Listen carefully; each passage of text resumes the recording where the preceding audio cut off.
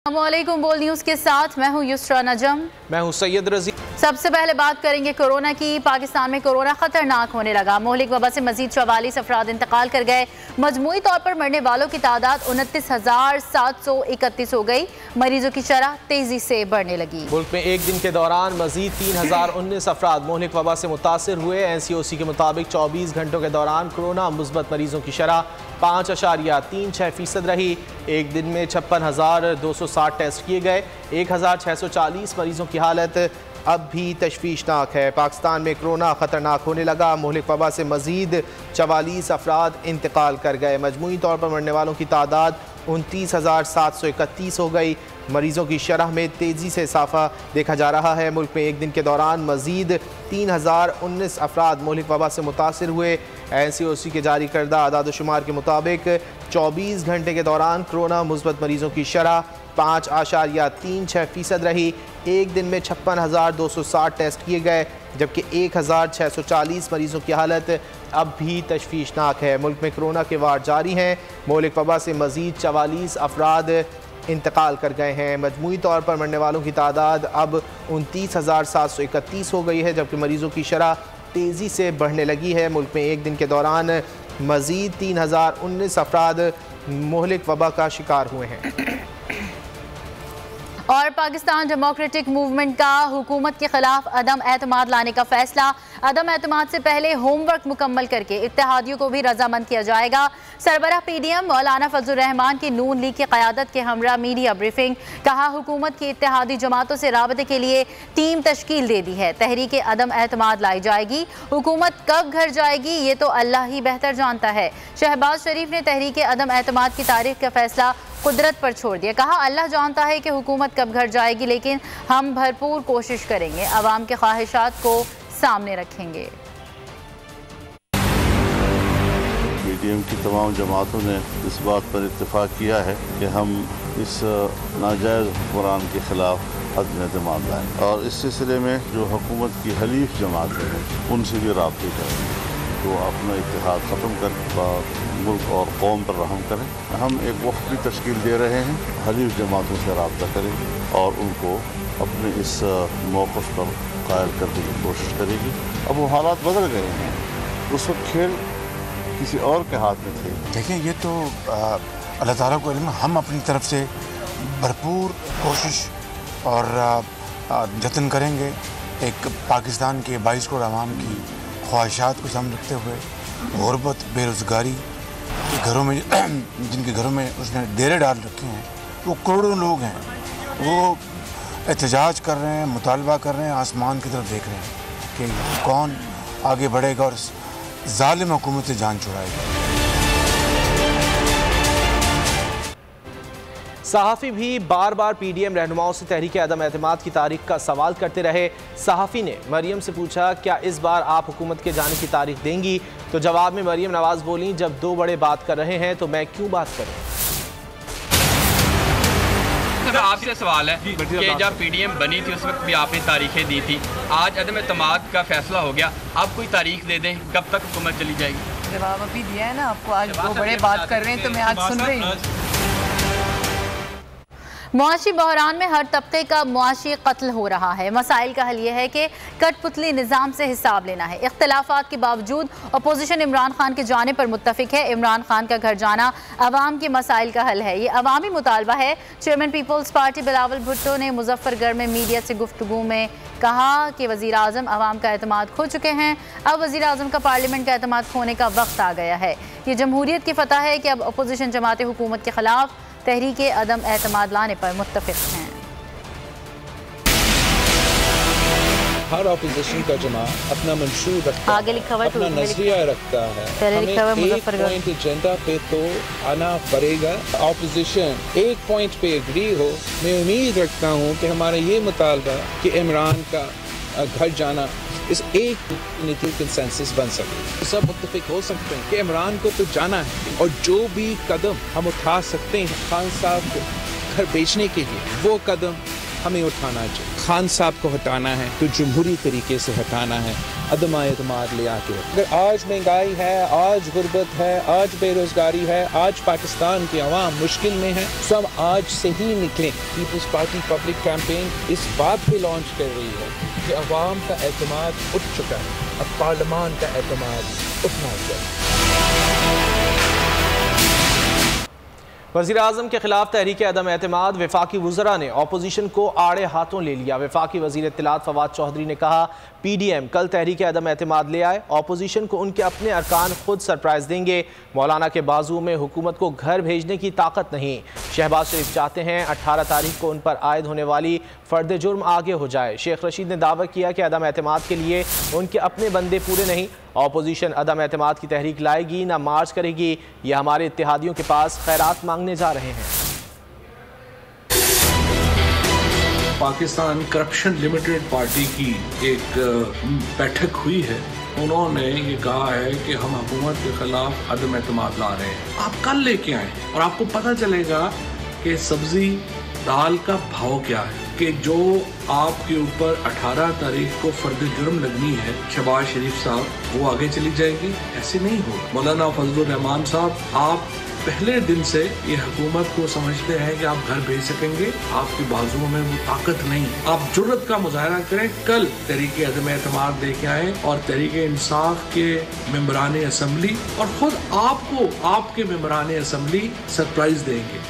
आएंगे लाएं ये अदम एतमाद, 12 से 13 बंदे कम ना निकले अदम एतमाद में तो मेरा ये इंटरव्यू आप दिखा देना, 13 भी निकल सकते हैं। फजलुर रहमान कहता था कि इमरान खान को मक्खी की तरह निकाल दो। बाबा आपको मक्खी की तरह निकाल दिया उन्होंने। क्या फैसला करने जा रहे हैं? आज के बाद 50 दिन के अंदर अंदर ये एक्सपोज हो जाएंगे और इमरान खान स्ट्रांग होकर निकलेगा। इनके अपने वोट नहीं आएंगे, इनको मंबर खुद लेकर आने पड़ेंगे। लाएं ये अदम एतमाद, हिम्मत है तो लाएं। तहरीक अदम एतमाद के लिए नंबर पूरे, पहले कौन से विकेट गिरानी है ये फैसला क़यादत करेगी। नून लीग रहनुमा राना सनाउल्लाह ने बड़ा दावा कर दिया, कहा अदम एतमाद के लिए तारीख का तयन नवाज शरीफ और दीगर जमातों के सरबराह खुफिया तौर पर करेंगे, हमें एम्पायर की ज़रूरत नहीं। स्पीकर कौमी असम्बली असद कैसर ने कहा, अदम एतमाद की तहरीक अपोजिशन का आईनी हक है, हमें कोई खतरा नहीं, इत्तेहादी हमारे साथ हैं। फैसल जावेद ने अपोजिशन की तहरीक अदम एतमाद को ड्रामा करार दे दिया। सिर्फ बंदियां दे क्लीयर होने की गल है भी किनू लेना ते किनू नहीं लेना। नाहल टोला है, इंशाल्लाह इससे मुल्क की जान छूट जाए। अच्छा राना साहब, 22 लोगों का आप दावा करते थे कि आपके साथ राब्ते में है, क्या अब अदम एतमाद के मामले में उन्होंने यकीन दहानी की? जी पहले राब्ते में थे, अब उनके साथ हम संजीदा गुफ्तगू कर रहे हैं। अब अंपायर आपके साथ है? हमें इन चीज़ों की जरूरत नहीं है, हम अब बिल्कुल अपने सियासी एजेंडे के ऊपर काम। कॉन्स्टिट्यूशनल राइट है उसका, अगर वो करना चाहते तो बिस्मिल्लाह करें, इंशाल्लाह मुकाबला करेंगे। हमें कोई परेशानी भी नहीं है, कोई मसला भी नहीं है इंशाल्लाह। कल मेरे प्रेसिडेंट साहब के साथ भी बहुत डिटेल डिस्कशन हुई है, तो उन्होंने कहा और उन्होंने बिल्कुल कैटेगरिकली कहा है कि 2023 तक हम इत्तेहादी हैं, हम जो है किसी भी सूरत में जो है ना हुकूमत के खिलाफ कोई ऐसा काम नहीं करें। सारा वक्त ये इमरान खान साहब ही को तनकीद का निशाना बनाते हैं, क्योंकि इनकी पूरी कोशिश है कि वो डॉक्यूमेंट पे इमरान खान साहब साइन कर लें जो कौमी मुफाहमती ऑर्डिनेंस इन्होंने तरतीब दिया है, नून लीग और पीपल्स पार्टी ने मिल के। हमारे साथ मौजूद हैं सीनियर स्पोर्ट्स एनालिस्ट और क्रिकेट एक्सपर्ट इकबाल जमील साहब। इकबाल साहब बहुत शुक्रिया आपके वक्त का। इकबाल साहब, कल एक सरप्राइज दे दिया है लाहौर ने मुल्तान को, क्या कहेंगे? यार रजी, इस पर सरप्राइज नहीं कहेंगे। देखिए बात ये कि एक थोड़ा सा रिलैक्सेशन फील है, कभी कभी हार भी जो है ना वो अच्छा देती है। मतलब वो जीत तो जीत अपनी है ही है, हार भी कभी मतलब एक अच्छा देता है। हाँ, बहरहाल ये नहीं हुआ कि सत्ते पे सत्ता नहीं हो सका कि मुल्तान मुसलसल 7 मैच जीत जाता। और दूसरी बात है कि थोड़ा सा एक कंफर्टेबल फैक्टर आ जाता है। फैक्टर ये आ जाता है कि they have qualified for the last playing 11, तो इसलिए उनको ये कोई इतना ज़्यादा खतरा नजर नहीं आया। हाँ, लेकिन एक बात मैंने देखी है कि एक राइजिंग स्टार निकल के आ रहा है ज़मान खान। मैंने बोला कि इमैकुलेट बोलेंगे, आप ये देख लीजिए। और शाहीन शाह अफरीदी का उसमें कॉन्फिडेंस जो है ना वो भी ट्रिमेंडस है। फ़खर ज़मान पे उसको बहुत ट्रस्ट है। वो ऐसे ओवर्स के, डेथ के ओवर्स के अंदर मिडिल ऑर्डर में जब कोई विकेट गिर नहीं रहती है उस वक्त उसको आजमा रहा है। और सारी बात यह है कि वक्फे से दे रहा है, मुख्तलिफ उसको मुसलसल गेंद नहीं दे रहा है। That's very tremendous. हाँ, ये बात है कि कल एक्चुअली उनकी टॉप ऑर्डर चली नहीं ना, सवाए शान मसूद ने थोड़ा सा स्कोर किया, मोहम्मद रिजवान जल्दी आउट हो गए। जब बैटिंग इनिशियली क्लोज आ जाती, सबसे बड़ी बात रजी आप ये देखिए कि अब तक जो टीमें जीती है उनकी ओपनिंग जोड़ी बड़ी कामयाब रही है। ओपनिंग देखिए, जैसा लाहौर ने किया, फखर ने स्टार्ट कर दिए, तो इन लोगों ने जिन्होंने ओपनिंग अच्छी पार्टनरशिप की, दे हैव एक्सेल्ड।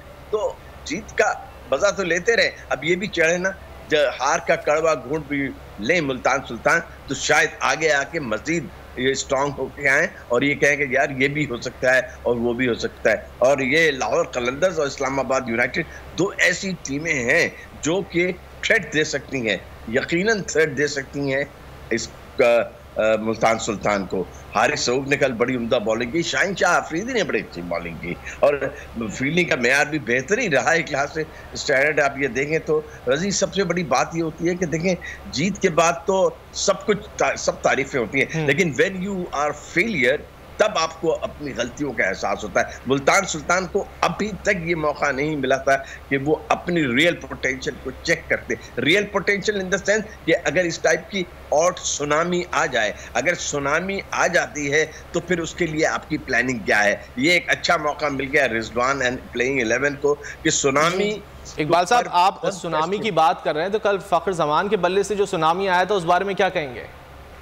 फखर जमान की यार एक्चुअली बात यह है कि फखर जमान तो कंटिन्यूस चल रहा है। जिस तरह एक तरह मुल्तान सुल्तान की विक्ट्री थी ना, मुसलसल जीते जा रहे थे, फखर जमान तो मतलब 60-65 से कम स्कोर ही नहीं करता। He is become the highest scorer I think in this tournament. मतलब क्लासिकल इनिंग, और सबसे बड़ी बात है लेफ्ट हैंडर्स बड़े ब्यूटीफुल लगते हैं, खेलते हुए आउटस्टैंडिंग लगते हैं। जब वो कट करता है, पुल करता है, और खासतौर पर डाउन द विकेट आके जब वो बॉलर को मारता है, वो देखने वाला समा होता है। वो लगता है कि आओ और करो गेंद मुझे, चाहे तो मुझे हाफ वॉली करोगे, शॉर्ट ऑफ ए लेंथ करोगे, बाउंसर करोगे। दिस इज फखर जमान। हम पे मुझे अपने आप पे फख्र है, और आउटस्टैंडिंग बैटिंग की यार उसका। अच्छा इकबाल जमील साहब, अब गुज़िश्ता मैच की भी बात की हमने, आज होने वाले मैच के लिए क्या प्रेडिक्शन करेंगे आप, जो कि इस्लामाबाद यूनाइटेड और कोयटा के दरमियान होने जा रहा है? हाँ, अब ये एक उम्दा सवाल किया भाई आपने, बहुत वेरी गुड। इसलिए कि जो बात गई रात गई। बात दरअसल ये है कि आज देखते हैं कि जेसन रॉय होता है, जेसन रॉय का रक्स होता है, या इस्लामाबाद अपने कंटिन्यूटी बरकरार रखता है। इस्लामाबाद की मजबूती में भाई, बड़ी मजबूती में, वहाँ हसन अली हैं, शादाब हैं, कप्तान लीडिंग फ्रॉम द फ्रंट है। अगर एक तरफ Mohammad Rizwan leading from the front कर रहे हैं, एग्जाम्पल कर रहे हैं, सेट, तो फिर दूसरी तरफ शादाब खान भी सेटिंग एंड एग्जाम्पल कर रहा है, अपने आप को एक कप्तान बता रहा है कि मैं विकेट भी ले रहा हूँ, मैं बॉल क्या आउट भी कर रहा हूँ, मैं रन भी बना रहा हूँ। तो भाई मेरे, तुम लोग भी ये करो, तुम लोग भी ये करो, तुम एक अच्छी टीम है। लेकिन दूसरी तरफ जेसन रॉय के आने के बाद जिन्होंने धुआंधार इनिंग्स खेली, 116 रन की ऐसी क्लासिकल इनिंग्स बड़ी कम देंगे। मेरे ख्याल में one of the best innings थी वो अब तक पीएसएल की। फखर जमान की सेंचुरी थी। Left handers are always very beautiful to watch, specially when they cut the fast bowlers के, जब वो कट करते हैं बहुत खूबसूरत लगते हैं। बिल्कुल इकबाल साहब, उन्होंने स्टेडियम के चारों तरफ जो है वो शॉट्स खेले थे, और क्या खूब इनिंग थी वो, आपने सही कहा। बिल्कुल आपने वक्त निकाला हमसे गुफ्तगू की, बहुत शुक्रिया। आप ये बताइए कि आप इसको कॉपी करती हैं लता जी की आवाज़ को, या फिर ये अल्लाह की देन है? नहीं, देखें, मैं लता जी की वॉइस को कॉपी नहीं करती। मेरी जो वॉइस है उसका टेक्सचर ही यही है। आप मुझसे लता जी के बजाय अगर उनकी सिस्टर हैं आशा भोसले जी, उनका कोई सॉन्ग सुन लें, श्रेया घोषाल जी का कोई सॉन्ग सुन लें, या इवन किसी भी फीमेल सिंगर का कोई भी सॉन्ग सुन लें, तो वो जो मेरी वॉइस का टेक्सचर है वो ही यही आता है। अच्छा अलिश भाई, you are just 14 years old. आपने मतलब ट्रेनिंग कहाँ से की है, शौक़ था बचपन से, कैसे शुरू किया ये सिलसिला? देखें, शौक़ तो मुझे 6-7 साल की उम्र से हुआ गाना गाने का, और मैंने तब से ही गाना शुरू किया। और इसके अलावा मेरे फादर हैं, वो सिंगिंग करते हैं, बाय प्रोफेशन तो वो लॉयर हैं, लेकिन वो वैसे शौकिया गाते हैं घर वगैरह में, तो वही मुझे सिखाते हैं, और प्रोफेशनली मैं अभी कुछ नहीं सीखती हूँ। अच्छा अलिशबा, आप हमें कुछ गुनगुना के दिखाएं, और ख़ास तौर पे अगर वो लता जी का हो तो क्या ही बात है। जी बिल्कुल। तेरा जाना दिल के अरमानों का लुट जाना, तेरा जाना के अरमानों का लुट जाना, कोई देखे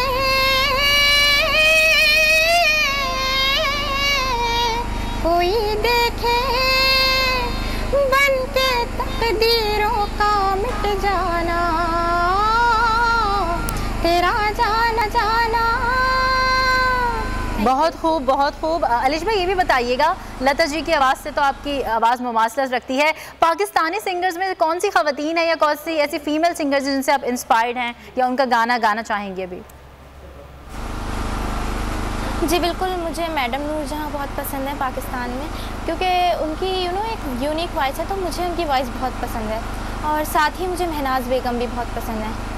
तो जो आपकी फेवरेट है उनमें से उनका थोड़ा सा आप गुनगुना के सुनाइए हमें।